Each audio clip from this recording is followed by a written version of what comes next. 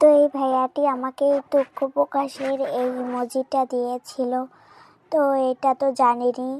তো যারা যারা আমার এই ভিডিও পেতে চান, তো রিপ্লাই ভিডিও পেতে চান, তারা কমেন্ট করতে থাকুন।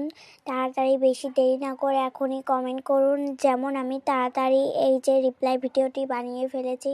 তো ভাইয়ার দুঃখ প্রকাশ আপনাদের সাথে শেয়ার করার জন্য আমি রিপ্লাই ভিডিও বানিয়ে ফেলেছি। অসংখ্য ধন্যবাদ ভাইয়া আপনাকে কমেন্ট করার জন্য। তো যারা যারা পেতে চান এখনই বেশি দেরি না করে ভিডিওটি বানিয়ে ফেলুন এবং আমার কেমন হয়েছে আর্ট করা অবশ্যই কমেন্টে জানাবেন। আমি ভালো পারি না, এই প্রথমবারের মতো চেষ্টা করছি, জানি ভালো হয়নি।